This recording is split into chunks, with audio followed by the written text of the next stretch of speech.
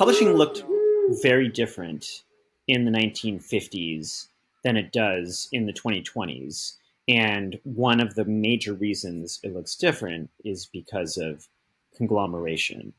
In the 1950s, most publishing houses were much, much, much smaller than they are today. They were largely independent. They were run by the founders or their heirs in many cases. And what began happening in the 1960s is you had large corporations who were looking to expand by acquiring or merging with other companies that were in a different business. And that's when companies began acquiring these small independent publishing houses. And when you have two companies in different businesses that join together, they form a conglomerate.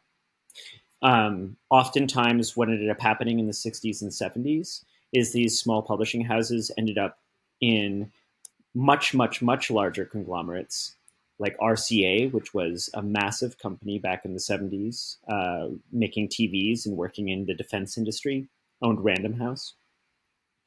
Or you'd have Gulf and Western, which became Paramount, owned Simon and Schuster. And so you started to have all what was once a wide range of independent publishing houses consolidated into fewer and fewer conglomerates, so that by the year 2000, there were six, they came to call them the big six conglomerates that controlled something like 80% of mainstream publishing in the United States. And then in 2013, that became the big five that we have today. Well, we have similar activity happening in a lot of different business verticals. Like the story you just told sounds similar to what you hear about with respect to the news media, television news media. There really are only a few hands controlling so much of what we read and what we see. And I think, like, from the outside looking in, as somebody with a limited understanding of the way big time corporate maneuvering works, the idea that a company, a large corporate interest with absolutely zero intimacy with literature or real love of literature even, would suddenly find itself in control of major publishing houses. That seems like a recipe for disaster. It seems bad for books. I mean, do you agree? Like the results in terms of the way that the process has shaken out over the past 60 or 70 years, do you think that the effect has been net negative? It's a great question. And when I started the process of researching this book, the first thing I wanted to do was refuse to answer that question, because this was how everyone was talking about conglomeration. Everyone was talking about conglomeration that I saw as whether or not it had been terrible for books or whether actually, on the contrary, it had been quite good. And in order to come to any sort of judgment, I felt like I needed to defer judgment about the goodness or the badness for books to try to dig in and explore what happened. And what I found was, I think, a much more interesting story than whether it has been simply good or bad for books. Instead, I found that people, writers, editors, agents, people involved in the business who love books at all various levels, have found interesting, creative, fascinating, and fabulous ways to deal with the different constraints that conglomeration has imposed over the years, and have created new forms of literature that wouldn't have existed otherwise. So I think we have great books being published by conglomerate houses in 2023, at the same time that I think conglomeration has induced conservatism in the kinds of books that can be published in all sorts of different kinds of ways. So I don't think it's a question you can answer easily and say, oh, it's been terrible, oh, it's been great. There's a deep, layered, complex story that most of us would rather not tell, because it's so much easier just to say, oh yeah, conglomeration, big business, horrible. There's more to it. Yeah. I mean, that's one of the key takeaways from this book is how complex and how layered it is, and how difficult it is to arrive at a single understanding of what the implications are. It's a complicated question and it's a complicated answer, it feels like, because it's so big and because the consequences are so vast, You could and take, yeah. I mean, take Simon and Schuster, which is a massive one of the big five. It's got many, many, many imprints. So it simultaneously has an imprint that publishes some of the most heinous folks who are connected to the Trump presidency and makes a lot of money on political memoirs. But it also owns Scribner, which is one of the most important literary publishers working today. Publishes Kiese Layman, Jesmyn Ward. Um, you know, those are writers I have immense respect for. You can't say Simon and Schuster is just one thing. right, right. That's a very good point. And in terms of tracing the history of conglomeration, I believe like the moment of origin, insofar as you can actually put a finger on it, is 1960 with Random House purchasing Knopf. Is that right? Yeah, there Random House purchases Knopf, and Times Mirror, which is a newspaper company in LA, acquires New American Library, which people might not be so familiar with, but at the time was the most respected mass market house in America, doing really great work. So those both happened then. There's almost like it feels like as time progresses and conglomeration metastasizes, if I may use that word, uh, it almost feels like cartoonish because it's like such and such buys such, and then such and such buys both of those, and then another thing comes in and buys both of those. It just feels like it keeps layering, and the money keeps getting bigger and maybe more impersonal. And for people out there who are listening, who might be writerly, who might not have like a super strong interest in business or much business acumen, which I think describes many writers, in terms of the consequences of conglomeration at a nuts and bolts business level, I think it's important to flag that when a conglomerate buys a publisher that was previously family owned and operated, suddenly there are constraints put upon the editors and the leaders of that publishing house that did not previously exist. Can you talk a little bit about what those are, like financially in terms of profit and loss and the way that the business operates? Right. So conglomeration of publishing was happening with more intensity in the 1970s, and it coincided with a change in management philosophy in how corporations are run in the United States. What I'm talking about is the shareholder value revolution, which after which those people running corporations began to see corporations as purely the legal fictions that they are, designed to increase the value for the shareholders who have invested in that company. That meant that the people running these conglomerates who were acquiring these publishing houses needed to prioritize economic growth. And so the word that started coming down to the publishers and then to their editors was, you need quarterly growth. How are we going to make that happen in a chaotic business like publishing? Books are hard to predict. It's hard to predict what's going to succeed. So mechanisms began to become institutionalized, like profit and loss forms. These are forms where an editor who's trying to acquire a book has to explain with the numbers why they think this acquisition is going to lead to the profit that the company needs it to make in order to hit its quarterly growth. This was also became gradually more and more institutionalized as through the use of comparative titles, or what are called comps. This is a way of looking at usually it's three previous titles that have succeeded, and comparing a new acquisition to those three titles to say this book is like those books. And so we can expect it to make this much money. Those started to be constraints that acquiring editors had to build into how they were thinking about making a list. And that changed the kind of books that they were able to acquire and the ways that writers had to think about what they were writing in order to become acquired. Well, it's interesting in your book the ways in which you describe how writing and how writers adjusted to conglomeration kind of intuitively.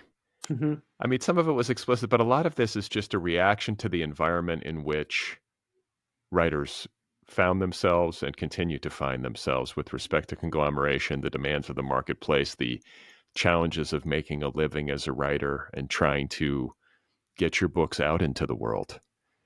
And there are, I mean, I would be jumping around a little bit in terms of the way that the book is structured, but really interesting writing about, for example, Toni Morrison and the publication of Beloved, and how that book, which I think the vast majority of readers understand as being about race and slavery and all this kind of stuff, is also a response to conglomeration in publishing, because Toni Morrison, I think a lot of people know this, but not everybody, worked inside of a conglomerate publisher, maybe the preeminent conglomerate publisher at Random House, right?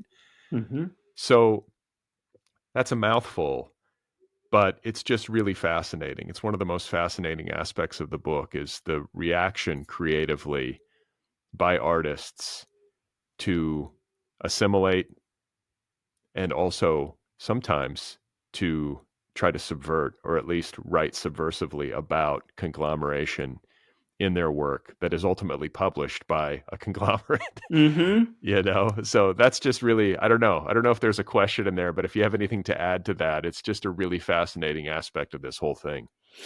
Yeah, I mean, if you think about the fact that there are so many people who want to be writers and so many people who would love to be published by a well-resourced Big Five publishing house, and there are so many submissions that we need agents to be pre-filters to start filtering through, and then those agents are only able to get so many of their writers to get viewed by acquiring editors, that the people who actually make it through the other side, who have succeeded and sold work that the publishers want to champion, um, there's inevitably going to be a kind of sorting based on, people are going to learn through a feedback mechanism of what makes it through, what succeeds, what gets, and what's not getting through, what's not succeeding. And so writers, sociologists call it anticipatory socialization. What that means is that writers, whether or not they know it or not, I think so much of this happens unconsciously, but you're paying attention to who you want your peers to be. Who do you admire? What's the writing who's succeeding? And you want to be successful as a writer, so you're looking at the people who are successful and what are they doing in their writing to be successful.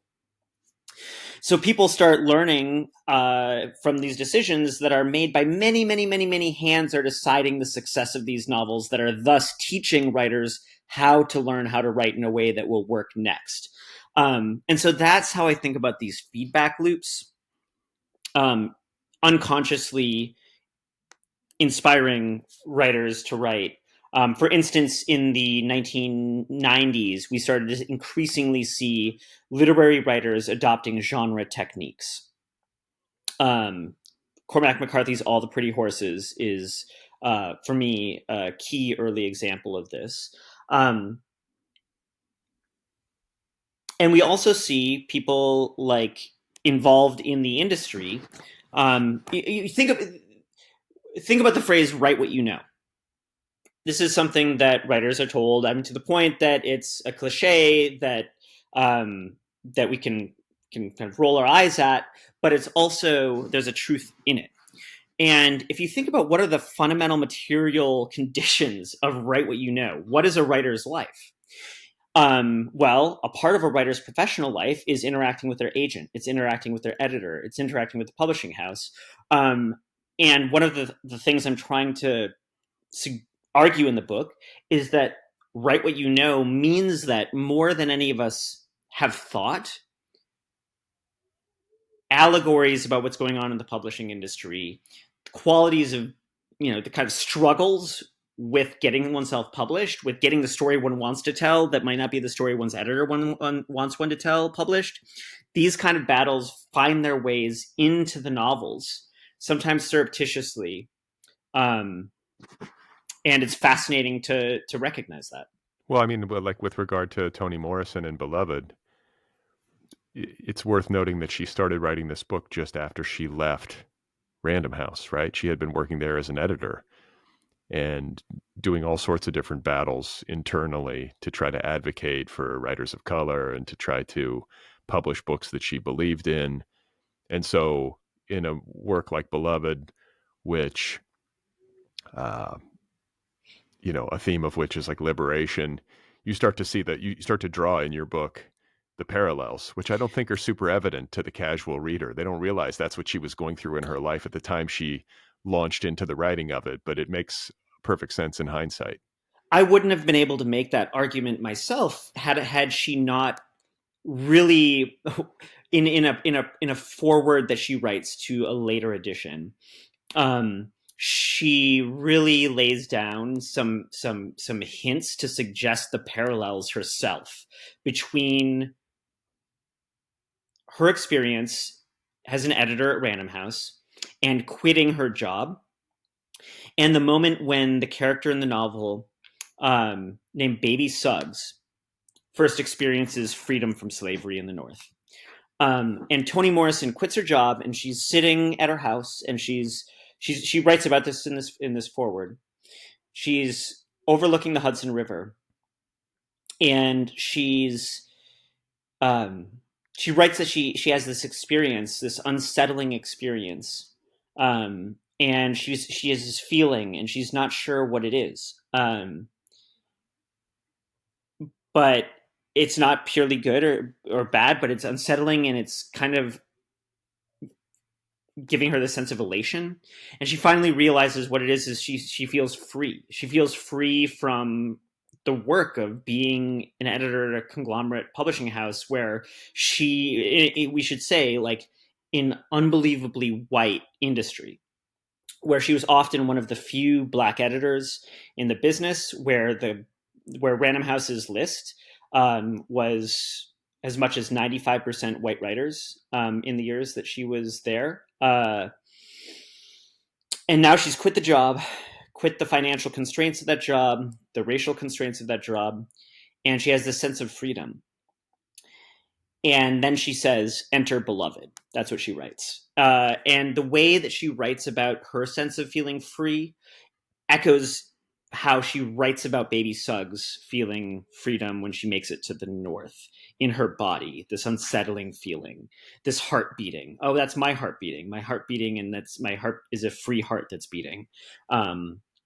And that blew my mind to see.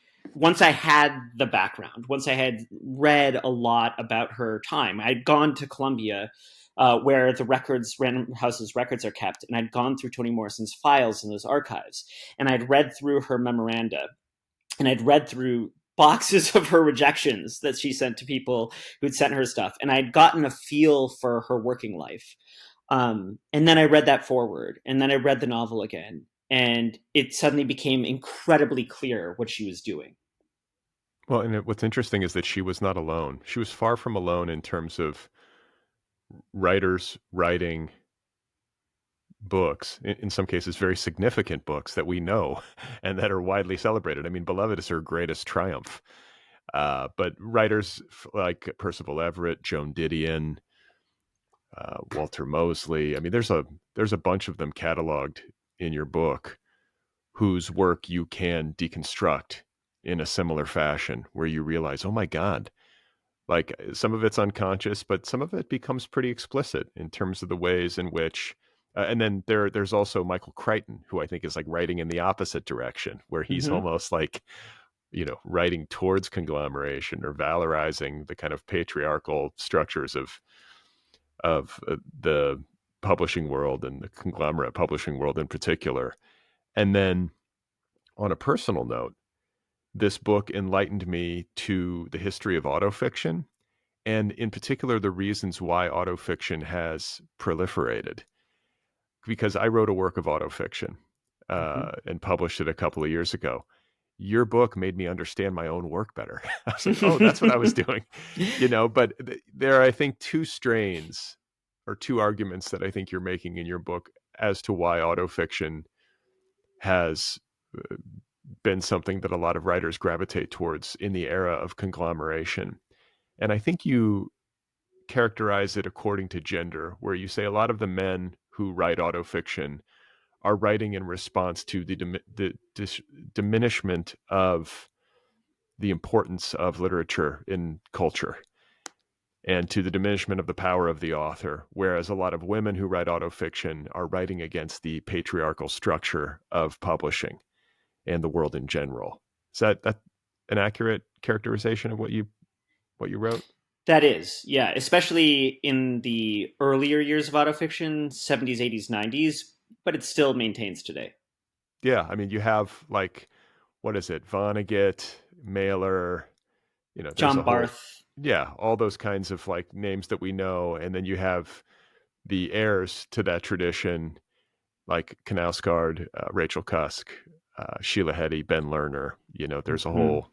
whole range. But I think that's another thing your book does is it kind of draws out the reasons why writers write the stuff that they do. And it also, I think, gets into uh, a really a really as full as you can write it. I mean, it's a very big story, and I think you kind of flag this in the introduction that you can't tell it all. This is kind of a beginning, and you express hope that other writers in the future will sort of take the baton and keep telling this story. But it gave me, as somebody who's very interested in this stuff, a great window into the history of contemporary literary publishing in this country. And I think the hinge moment in the story that you're telling that you sort of go back to throughout the course of the book is the firing of Andrei Shifrin. And can you just explain to my listeners, first of all, who Andrei Shifrin was and why his firing from as the editorial director at Pantheon was, in your view, so significant to the history of conglomeration in publishing? Yes, Pantheon is a really important publishing house in the United States and in the history of American literature. It's now run by the fantastic Lisa Lucas, um, and it was run for many years by Andrei Shifrin, whose father was one of the founders of the press.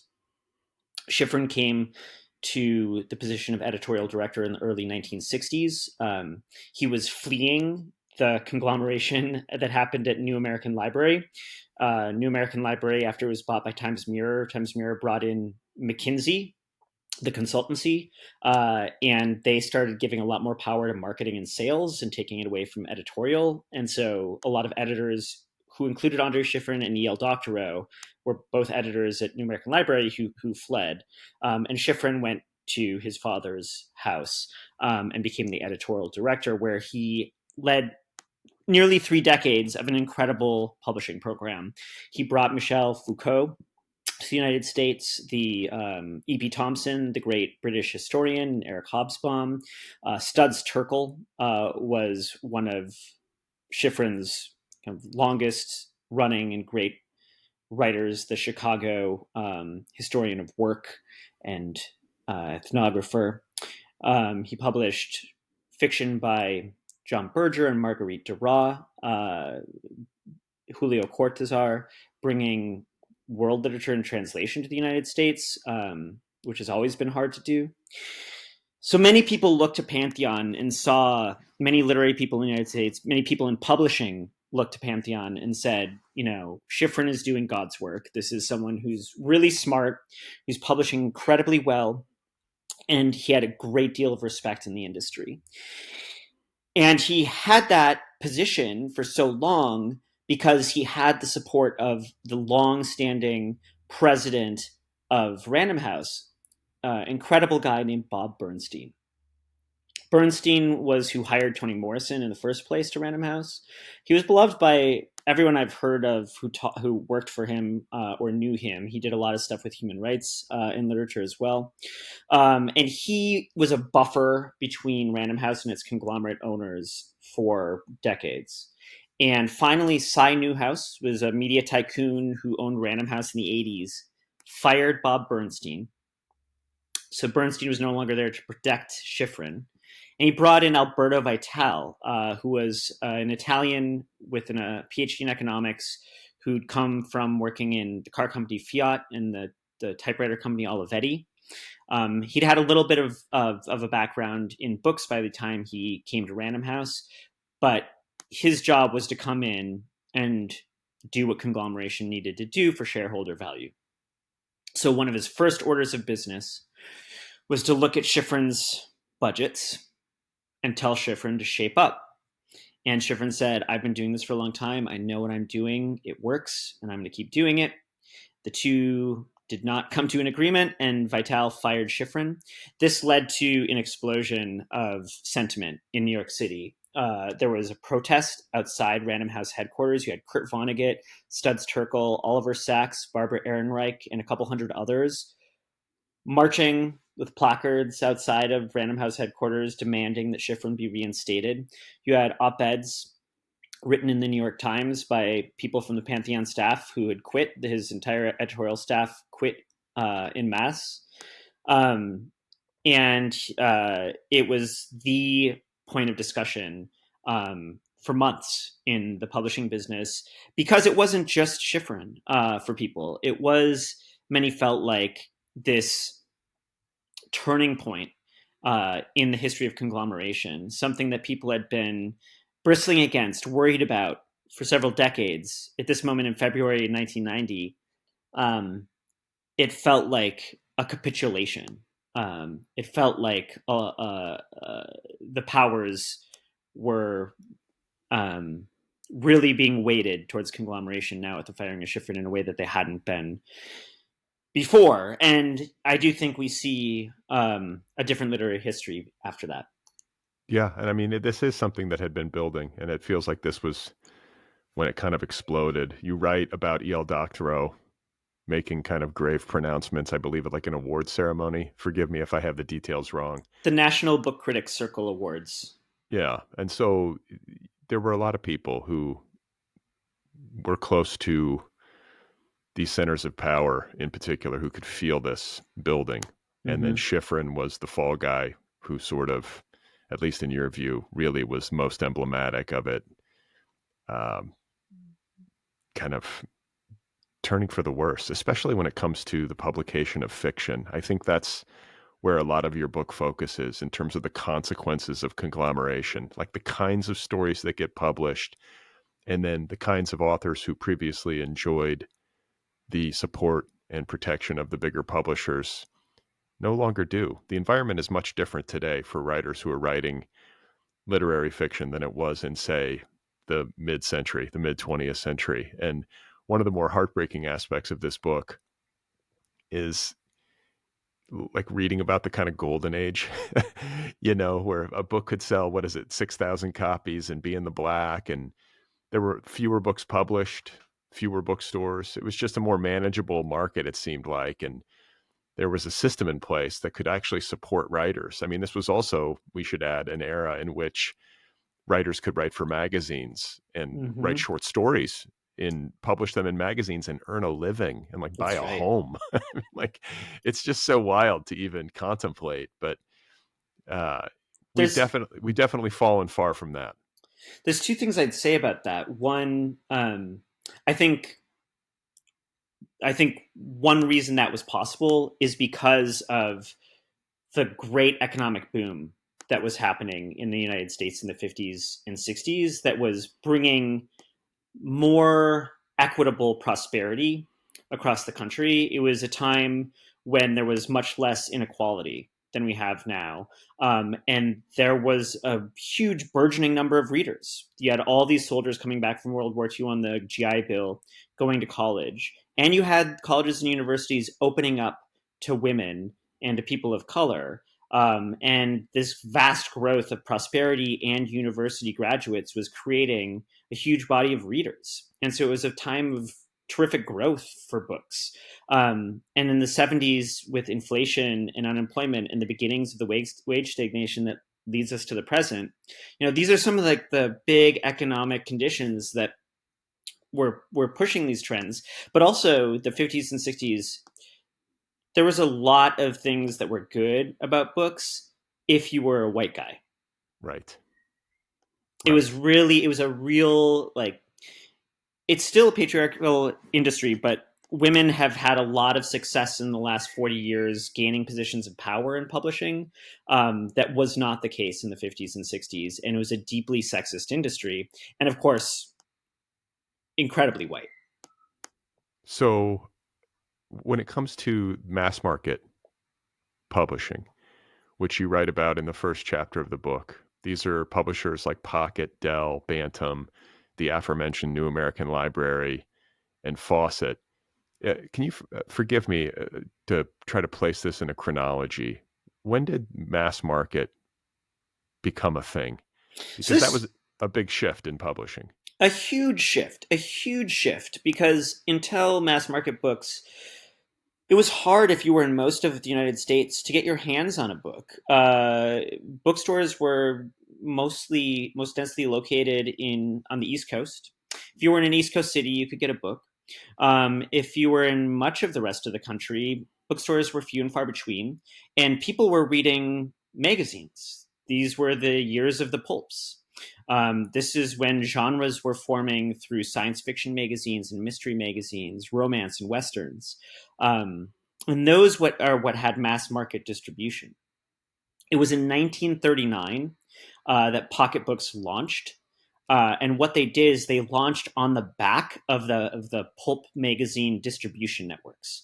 So these weren't going to bookstores; they were going to railroad stations, they were going to drugstores, they were going to little corner kiosks, newsstands. So that's how you start going from books being published in runs of 5, 10, 15,000 to books being published in runs of 100, 200, 300,000.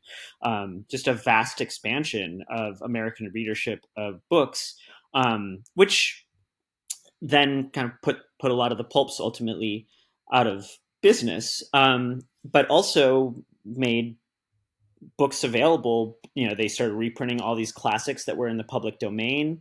They also started making mass market books out of William Faulkner. They took some of William Faulkner's more salacious material and slapped smutty covers on them and sold 800,000 copies, a million copies of Faulkner, who had, you know, he was not the name then that he is now. He was just about to win the Nobel Prize, which resuscitated his career. He was someone who had been selling, you know, a few thousand copies and was known by the literati, but was certainly not a household name. And then they go and sell a million copies on the mass market. So that's a product of the 1940s and the 1950s. And in that period, the mass market, uh, one motivation of some mass market editors was to get what we think of now as high literary books into everybody's hands. And so we did not have this division that we have today of literary fiction and popular commercial genre fiction. Everything was kind of mixed together, and people were sending all of it out everywhere. And you would find Faulkner next to Mickey Spillane, who was one of these lowbrow, pulpy writers. It was kind of all there. It seems like a healthier ecosystem. In a I lot of mean, ways, yeah. in a lot of ways, yeah. And like, we're going to be jumping in time here, but on a related note, and I think it's in the same chapter, you make a very interesting point that before 1980, prize winners often showed up on bestseller lists. And after 1980, this happens far less. Yes, So, I think 1980 is, you know, we have Schifrin in 1990, where you kind of see the nails in the coffin, but 1980 is also a crucial turning point because of what happens in mass market books, which ripples out and touches everything else. What happens in mass market books around 1980 is you're having this demand for growth, this demand for quarterly growth. And the way that mass market books settle this problem, when you've got people who have less money because their wages are stagnating and books are costing more because of inflation, but these publishers are being asked to make more money at the same time. It's this real troubled situation. It's a pickle if you're a publisher. The way they try to solve this problem and build in secure growth, the way they try to be able to have predictable quarterly um, quarterly growth, is they do two things that are that form the entire background for the ecosystem of publishing ever since. One thing they do is they build out their marketing departments, which until the 70s had been maybe a publicity gal. That was how it was very gendered. Usually it would be a woman, one woman, maybe a couple working in marketing and publicity. In the 70s, those expanded into departments, and the women who ran them gained a lot more power in publishing houses in that expansion. And then they used that marketing and publicity power to leverage it into mega blockbuster names, brand names. This is when we get the coinage of the brand of Danielle Steele, the coinage of the brand of Stephen King. This is when Dean Koontz becomes a big brand name. Shortly thereafter, we get Tom Clancy, John Grisham.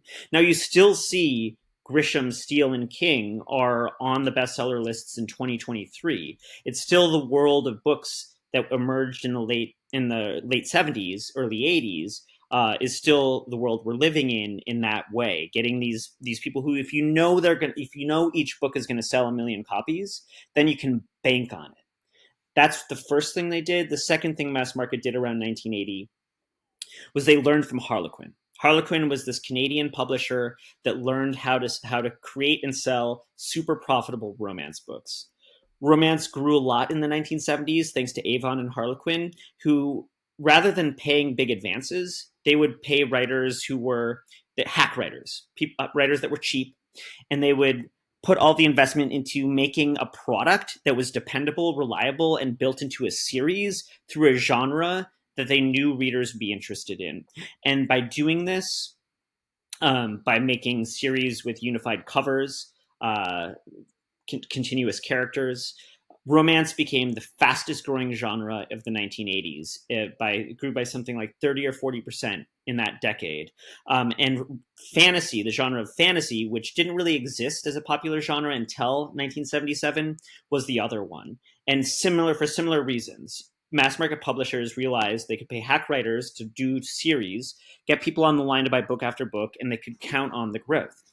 And they had the book selling infrastructure to make it happen in the 1980s, because this is when you had chain bookstores in shopping malls in suburbs, Walden Books and B. Dalton, which is where moms and their tween children were shopping. And so the moms could buy the romance, the tweens could buy the fantasy.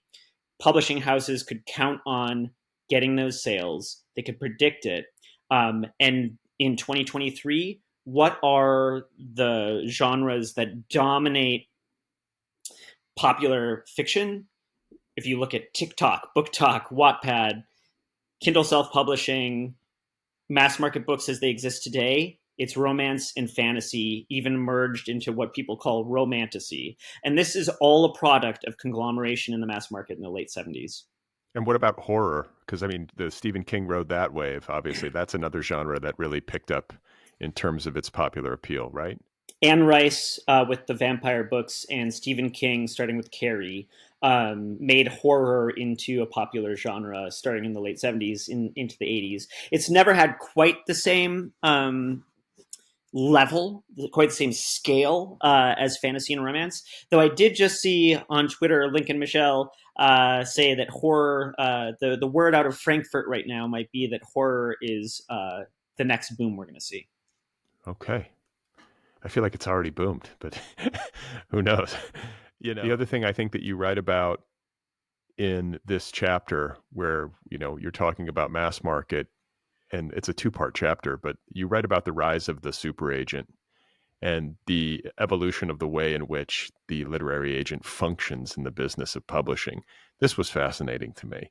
And I think you use as your exemplar of this stuff, Morton Janklow, who is like legendary literary super agent to Danielle Steele, Judith Krantz, I believe. I mean, his list, there was like some line in the book where at like one point, he represented like 5 of the 10 authors who had the longest running stay on the bestseller list in a particular year. So this guy was representing authors with mass appeal and really dominating the business and using their popularity as leverage to get huge advances. On a related note, and then I'll let you talk about Morton Janklow. Another part of this book that made me wince a little bit is reading about the money. Some of the money that used to fly around, like Stephen King, the paperback rights for Carrie selling for what, $400,000 or something back in whatever year it was, 78. You adjusted for inflation, like that's a fuck ton of money. Oh yeah, and in 1975 you have E.L. Doctorow selling Ragtime, which he was a kind of serious literary writer, and Ragtime's a serious literary book, and it sold for what I think in 2023 dollars would be like 10 million or something in paperback rights, which is I think adjusting for inflation is or is maybe the most a literary book has I don't think anyone has ever matched it. Yeah, I want to say I remember Charles Frazier got like $8 million for the follow-up to Cold Mountain, and then it didn't earn out. And Yeah. that might be the last big one I can think of. I mean, it does happen, but it's few and far between. And Mort Janklow, in terms of the ways in which he is emblematic of the shift in the way the literary agent functions in the business, is very fascinating. I'd love to hear you talk a little bit about what those shifts were. Yeah, so agents have been around for a long time, but they had a somewhat different function before Janklow. Um, they worked more as mediators. They would help the publisher as much as they would help the author, try to get the contracts written, take care of the business side of things. What happened in the 70s was there was this guy named William Safire, who was a speechwriter for Richard Nixon. And he wrote a book that was an account of the Nixon presidency, and it was somewhat favorable towards Nixon. And he wrote it before Watergate and got advance with his publisher before Watergate, but the book had not yet been published when Watergate happened. His publisher started to squirm. He's like, we might not publish this book. And Safire was friends with Janklow, who at that point hadn't worked in books. He was a corporate securities lawyer. He was a kid from Queens, came up from like a working class background, uh, you know, was in World War II, came back, and was running this high end corporate securities office, and just happened to be friends with Safire. And Safire said, "Hey, can you do anything about this?"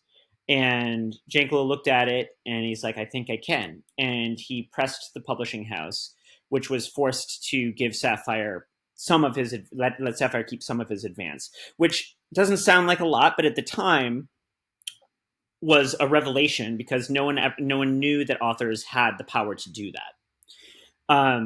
It was what it revealed to Janklow was that there was this untapped field of law, that authors had more power than anyone realized, and it got him interested. And he sold Safire's not one of Safire's novels for a very large advance. And he realized that this was a game he could have a lot of fun playing. More and more people started coming to him to do work in books. And by the late 70s, most of his work was in literary agenting. And, he was getting 25 queries a week. And all the biggest names in popular fiction wanted to work with him. All the biggest names in prestigious fiction wanted to work with the new super agent Andrew Wiley. And what both of them were doing was saying, hey, there's all these conglomerates that actually are well resourced, highly capitalized. We can squeeze them for more money. We can run auctions.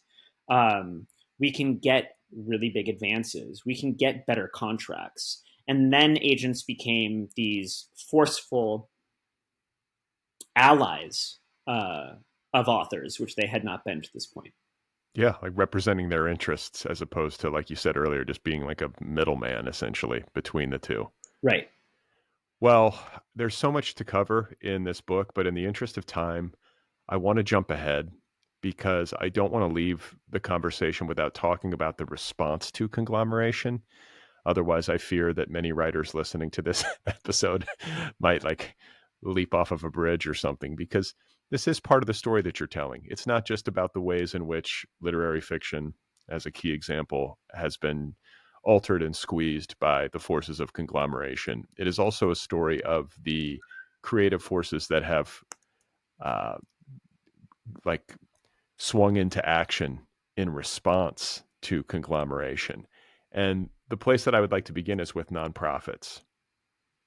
This is, in your telling, one of, if not the first key responses to conglomeration, the formation of nonprofit publishers like Grey Wolf, Coffee House Press, Milkweed, Dalkey Archive.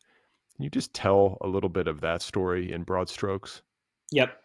So there was no nonprofit publishing in the United States before conglomeration, and it emerged explicitly to contest conglomeration.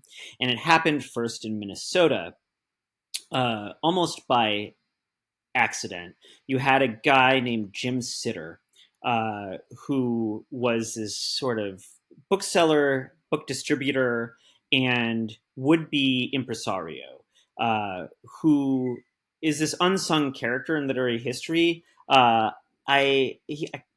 Through kind of sequence of events, his name came to me. I found him in the Grey Wolf archival papers coming up again and again and again. And then I was able to meet him and talk with him and interview him many times over and kind of get this deep story of what happened in Minnesota. Jim Sitter realized that there was that plays and symphonies and operas were being funded by philanthropy and foundations and the government. And he said, is this happening for books? Why isn't it happening for books? Could it happen for books? And there's the accident that Jim Sitter asked these questions, and there's the purposeful bit of that he was in Minnesota where there was a strong base for funding the arts. And there were strong nonprofit arts movements in that state.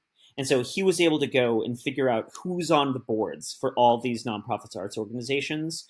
And he was able to start figuring out what those networks looked like, who he needed to talk to, and how he could potentially build a nonprofit literary movement. He ended up at dinner with the director of the Walker Art Center and Toni Morrison, both of whom at that time were on the board for the National Endowment for the Arts. He started picking their brains. How do you get NEA money? And he, because he was a book distributor, he was connected with the founder of Grey Wolf Press, which then existed in Port Townsend, Washington, and the founder of Toothpaste Press, which then existed in Iowa City and would move to Minnesota and become Coffee House Press. He was connected with Milkweed Editions and their founder, which was already in Minnesota. And he convinced Grey Wolf and Coffee House to come to Minnesota for the explicit purpose of becoming nonprofits, filing as nonprofits, and developing this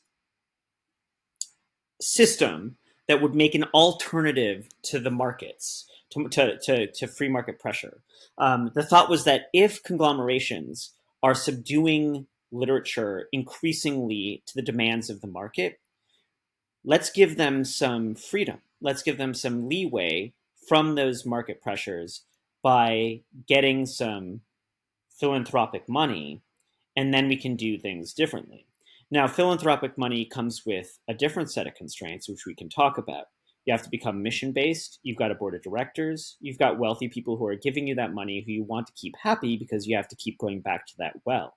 But it is a completely different set of constraints, which leads to a completely different kind of literature than that of the free market conglomerate world. So Jim Sitter brought Grey Wolf Coffee House and worked with Milkweed to become nonprofits in Minnesota. They started building the model for what it could be. And then in the early 90s, Jim Sitter goes to New York City to CLMP. I believe that's the Council of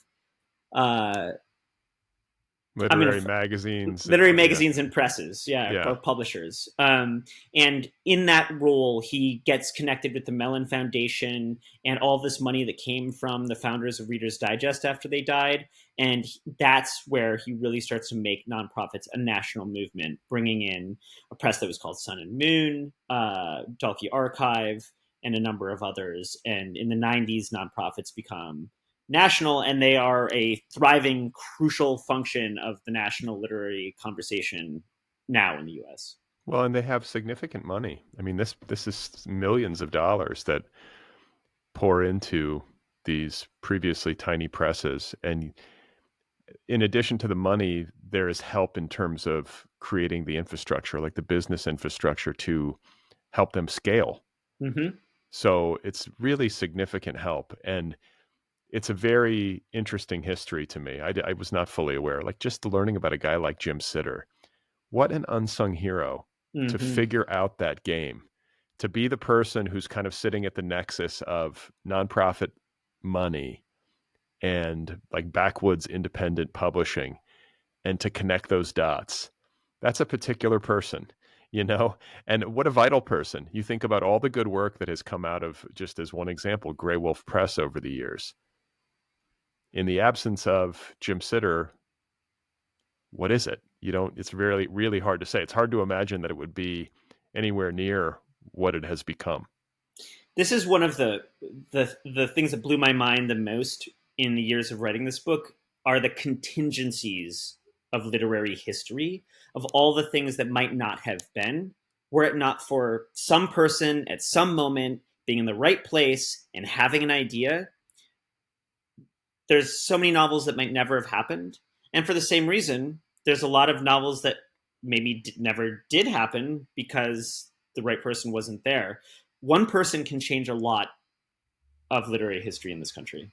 I think the latter is more common than the former. I fear that there are Absolutely. many great novels that have never seen the light of day simply because they did not find their champion and the timing wasn't just right. And we'll get to a couple of examples in a minute that I think people will be familiar with and interested in. But before we get there, I want to talk about a line in the chapter on nonprofits from, I believe it was Ralph Ellison, who obviously an author, but also an appointee on the National Council on the Arts. And just talking about the history of this country and its relationship to the arts. And it is pointed out that our founders would have likely been hostile to the idea that the arts would have any kind of relationship to democracy or the shoring up of democracy.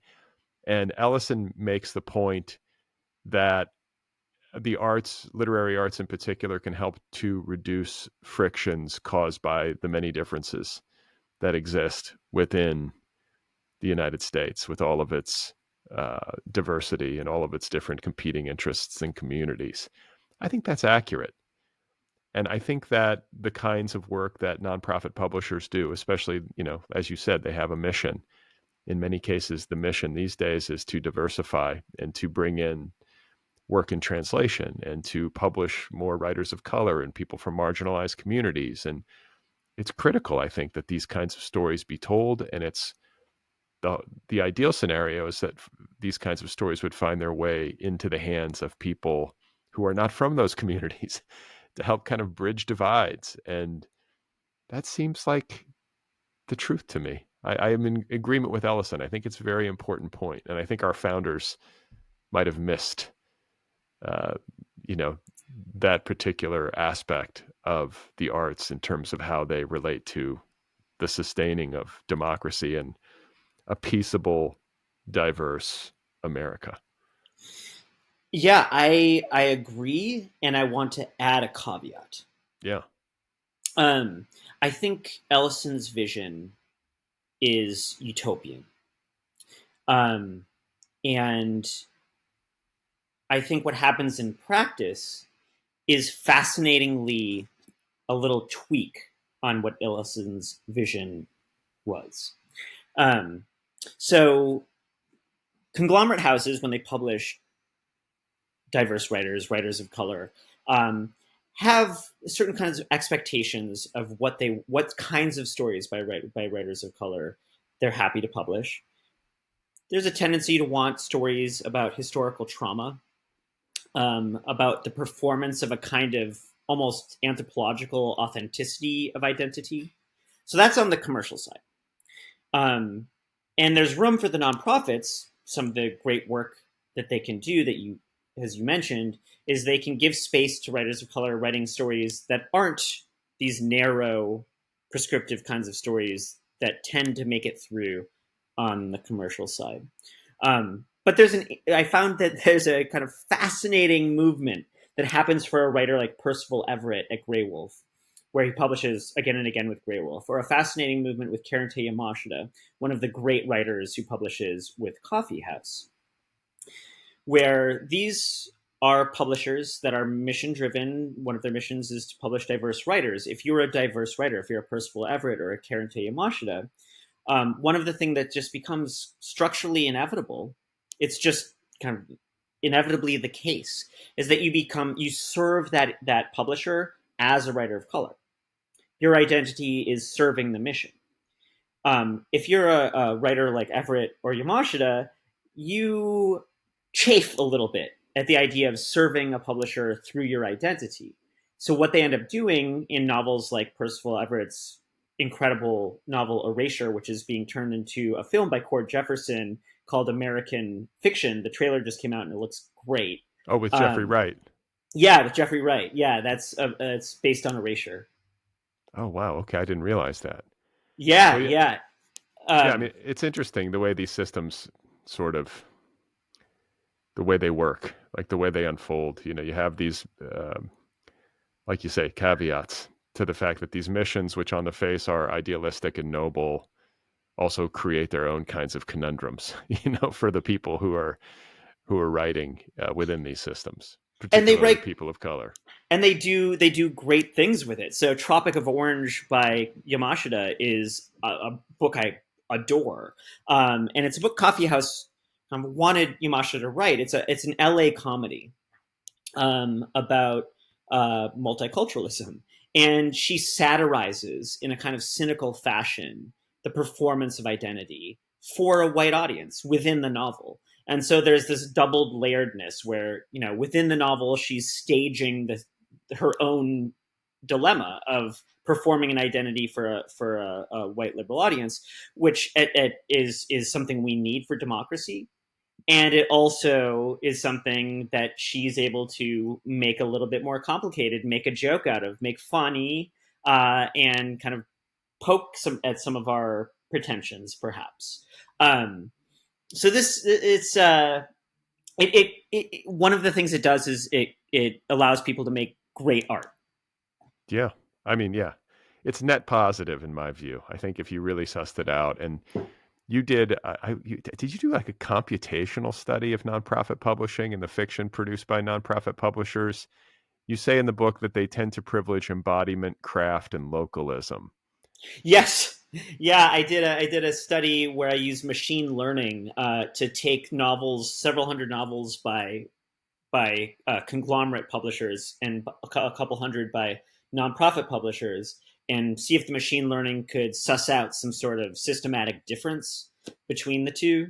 And the nonprofit publishers focus on just what you said, these qualities of embodiment of like what it feels like to be a person in a body, that other scholars have shown this is what differentiates fiction from any other kind of writing, from biography, from memoir, from other kinds of nonfiction. What fiction specializes in is this quality of the sensual language of what does something smell like, what does something feel like, what does something look like. And it's the nonfiction books that double down on this like sensual quality of being fiction, the fictional, the I don't know, literariness of literature. And then by contrast, the conglomerate publishers, the big publishers, tend to privilege law and power, bureaucracy, and dispositions. It sounds more depressing. Yeah, But yeah. There's some of that's genre. It's like legal procedurals or mysteries or thrillers. But there's also some of that I think is what I was saying about write what you know. If you're writing in a conglomerate house, and if everyone involved in that conglomerate house has somehow got their fingerprint on this, then the most immediate context for where that work is written is in a big bureaucracy. And I think some of those elements kind of make their way by osmosis into the work. and the last point I want to make, it's about nonprofits, has to do with representation. I mean, we've been talking about authors of color writing within this particular publishing ecosystem. And I want to say that if you did a study or looked at some sort of numbers, and nonprofit publishing lists were 70% white versus conglomerate publishing, which was 93% white over the same time span. So the point is, nonprofit publishers better on the issue of race, but still like vast majority white authors on those lists. Yes, and this, just to be clear, this is like from the, I don't know, 80s through the 2000s. Um, we're in a moment since 2020 of opening towards diversification of race in publishing. You want to, I think, because there's been moments in the past of opening that have quickly closed and gone back to the status quo, we want to be very careful about how optimistic we are. But we are definitely in a moment where the kinds of narratives and the number of narratives by people of color that are being published are increasing.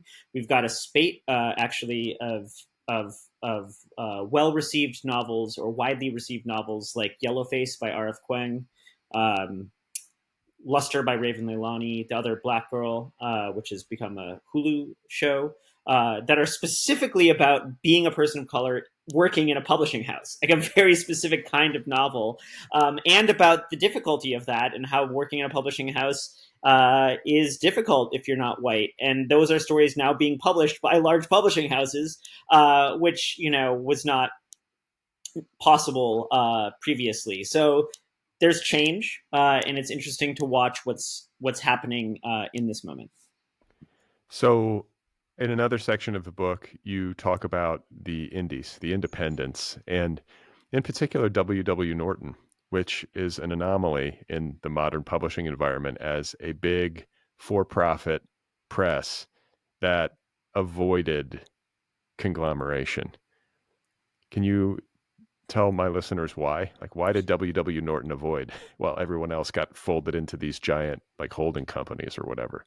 It's a wild, anachronistic story. There's two reasons why W. Norton managed to stay independent until today, as the largest independent trade publisher in the United States. One is that its founder, whose name was W. Norton, died relatively young, and his wife was left to figure out what to do with the company.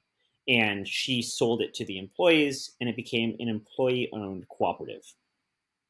The second thing that happened was that W. Norton created its Norton anthologies.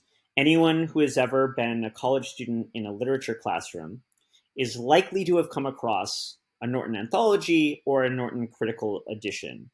These have a special place in the curriculum for English majors. And this has been a great source of continuity and profit for W. Norton. They've got this relationship with higher education, which one of their presidents told me in an interview. It works something like a philanthropist for a nonprofit. They can count on the fact that these anthologies and critical editions are regularly going to sell, and they're going to do the kind of business that is going to free Norton up to do some more interesting creative things on its trade side with its fiction and its poetry lists. And so that means the combination of those two things, the fact that it's always got a secure profitability and it's employee owned, means that anytime a conglomerate has come around, and they've come around to try to buy W. Norton, its employees can always say, look, we're invested in this company. We want it to do what it's been doing. We're not interested. Goodbye. Well, you talk about a couple of big editors. There's Gary Fiskett-John, who is at Vintage Contemporaries, so not at W. Norton. in this chapter, right, on the Hmm. independents. Well, like, can you just talk a little bit about Gary and his importance, especially when it comes to like trade paperback, right? I mean, the proliferation of trade paperback as especially as a vehicle for literary fiction. Yes, I talk about Gary in this chapter because he is a peer contemporary of Jerry Howard. And the two of them, Gary Fisketjon was at Vintage Contemporaries, as Jerry Howard was at Contemporary American Fiction at Penguin, which were the two main trade paperback houses competing for sway in the early 1980s, which was this really fabulous moment. And Jerry Howard goes on to be at W. Norton and do a lot of really important things there. So that's how Fisketjon ends up in this chapter. Fisketjon came to Random House in the early 80s, and that was a dark moment for people trying to publish prestigious fiction. Things had dropped off precipitously since the mid 70s. So in the late 70s and early 80s, this is the moment when the mass markets were booming with fantasy and romance series, and you had the big brand names getting all this marketing power, and it was really tough if you're Cormac McCarthy or Richard Ford or um, Tom McGuane to sell many books. And part of this too is because of the chokehold that the chain stores started to have on acquisitions, where a place like Walden Books would typically only buy for its national stores if it was going to buy 2,000 copies, and it would only typically buy 10% of a total print run. So that means a book needed to have a print run of 20,000 or more if Walden Books was going to seriously think about acquiring it for its national stores. Very, very few works of literary fiction had an initial print run of 20,000, it'd be more like 5,000 in hardback. And, So and they wouldn't make it to paperback is the point. They would get out there in hardcover and they wouldn't sell, and that would be it. and that would be it. That would be it because if you're not getting picked up by Walden Books, then that cuts off one major retail source, and then you're not selling. You're not selling out, and then you're not going to paperback, and then you're done. And that was the case in the late 70s and early 80s for a lot of literary writers. And Fisketjon was the one who had the revelation that helped change that. He was looking at what Jerry Howard and I'm blanking Robert on. Robert Weil or No, it wasn't Weil. It was the woman who was Howard's boss at Penguin, um, who worked with him on the Contemporary American Fiction series. Gary Fisketjon saw what they were doing. They were doing reprints, but they were doing it stylishly. They were doing it successfully, and he was like, "What if I did trade paperback originals? That way, I could." Do an original run. Don't have to do the hardback. I can start with 20,000 or more in paperback, and let's make it a flashy series. Let's do a cool thing with the covers where this is the early days of MTV, and he's like, let's make it like the MTV generation of covers. Um, and he was buddies with this guy from Williams College. The two of them were disciples of Raymond Carver, and his buddy was this young hotshot. They lived together in the Lower East Side, and they thought, "Hey, we'll blast the series open with a book by Jay McInerney, Bright Lights, Big City." That was his so buddy. yeah, so Gary Fisketjon and Jay McInerney were like college friends. College buddies, and Fisketjon was like, "All right, McInerney, like this is it. We're going to do this." And McInerney at first was like, "Why I wanted on hardback? I mean, having your book first out in hardback was like a status thing. It was a point of distinction." And so Fisketjon had to convince McInerney, like, no, you got to understand the strategy that I'm trying to do this thing to get around the limits of the hardback right now, and it's gonna be like no one's doing this, no one's doing paperback originals. It's like I think we've got an opportunity here to do something different and splashy that could blow up, and it did blow up. And Bright Lights Big City was huge, and suddenly everyone wanted to either resuscitate quiet trade paperback series or start their own trade paperback series. And it created a moment in the mid 80s where this was when Jerry Howard at Penguin with Contemporary American Literature brought on this other young writer to kind of be the counterpoint to Bright Lights, Big City, which was Broom of the System by David Foster Wallace.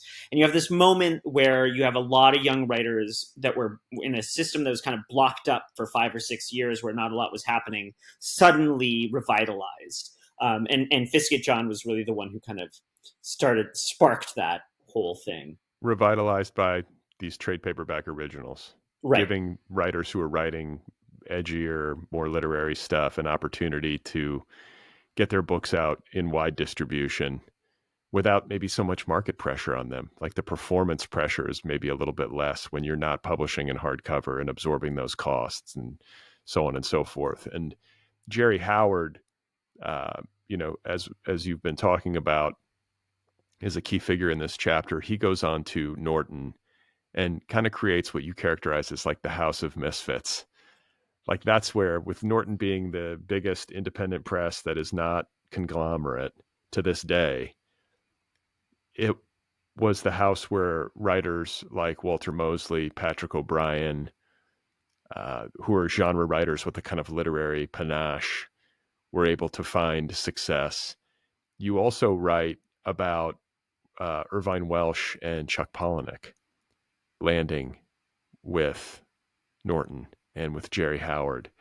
And this is where I want to circle back to what you were talking about earlier with respect to timing and with respect to writers needing a champion. It's at this point unthinkable that a book like Trainspotting or a book like Fight Club wouldn't exist in the culture, right? They're so well known. But it was far from a sure thing. And nobody was touching work by these guys, at least in the States. Mm-hmm. And Jerry Howard blessed these books and is the reason why they became what they became, or a huge reason why they became what they became. It's such an important thing to remember in terms of how this stuff happens, especially when it happens for books that don't have a really clear like niche or market appeal.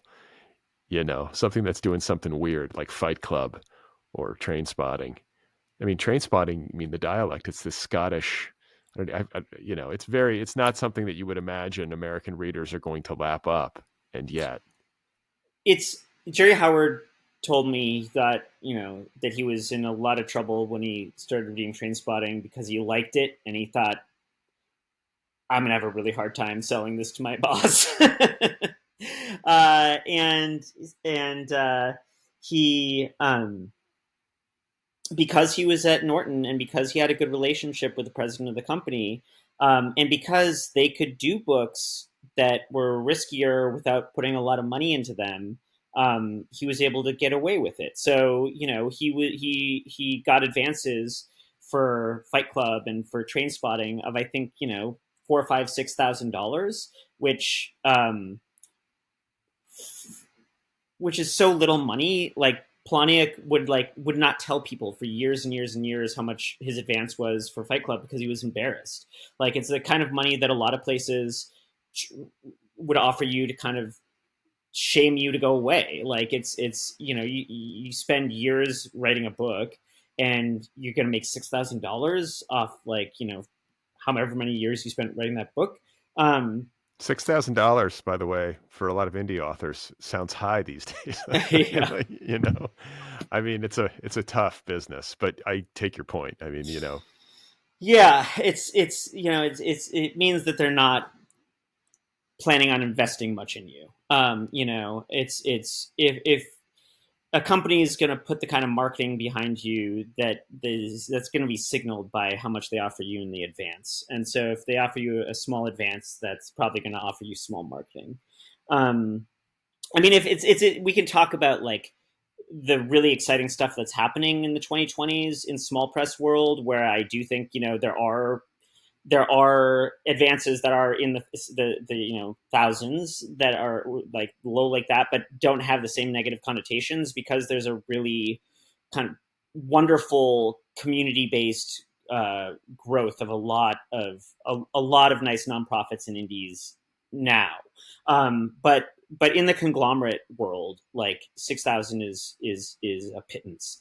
But Howard was able to go to his editorial board and go to the president and say, "Hey, like my gut tells me I just want to do this for myself." And the guy who was running the editorial list at the time, Star Lawrence, who I interviewed as well, said that if he had his druthers, he would burn every copy of Fight Club. He hates it. That is absolutely disgusted by the book, and doesn't think it should exist. And yet, Jerry Howard was able to publish it under Star Lawrence, in part because of Norton's ability to do weird things. And that's kind of the story that as you say, that I want to tell about this place, is that editors can have a bit more of a idiosyncratic view of what literature can do at Norton than they could at any of the big conglomerate presses. Well, just any time an editor, especially an editor who's not like the head editor, can take a chance on something that he or she believes in, that feels like they feel a personal connection to. This is, I think, too rare, especially in conglomerate publishing, where my understanding of it is you have an editorial meeting where you essentially have to arrive at some consensus, like not only among the editorial staff, but also among the marketing people. And it's like just this division between Star Lawrence and Jerry Howard when it comes to Fight Club or it comes to Train Spotting. But I guess Fight Club in particular, Jerry loves it. Star thinks every single copy of it should be burned. Do you know what I'm saying? Like, how often is there consensus on any book among any group of people? It's an absurd criterion to use to evaluate whether or not a book should be published. I think you're better off having people who are good book people, who care about books, having some autonomy to select the material that moves them most in an authentic way. Like, to get consensus, I mean, come on, that's a crazy way to make books. It's a conservative way to make books too, because you're not gonna take risks, right? And this is one of the things that one of maybe the kind of unfortunate thing of conglomeration is the way that it makes taking risks something you're less and less and less likely to do, and you're building in systems towards predictability, safety, making the most rational decisions, which means, if one person loves it and one person hates it, it's probably not going to happen. Right. Yeah. Well, then cheers to the independent presses and the nonprofits that are going to fill the gap, hopefully, and publish books in a more interesting way and give a home to these books that are kind of operating on the margins. Before we leave, I guess in closing, we should note that we still live in the age of conglomeration. And I believe, in fact, you say in the conclusion chapter of the book, we are more in the conglomerate era than ever. So this is not something that is receding. It is not something that's receding. In fact, we just saw Simon & Schuster be acquired by a private equity firm, KKR, which previously loaded down Toys R Us with so much debt that it finally imploded. It's an open question what exactly this is going to mean for Simon & Schuster, but it certainly keeps us very much ensconced in the conglomerate era. But the backlash of the small presses in the third decade of the 21st century has been very heartening to see. We have wonderful nonprofits like Deep Vellum in Dallas or Hub City in Spartanburg, South Carolina. The continuation of Coffee House and Grey Wolf and Milkweed still doing great work.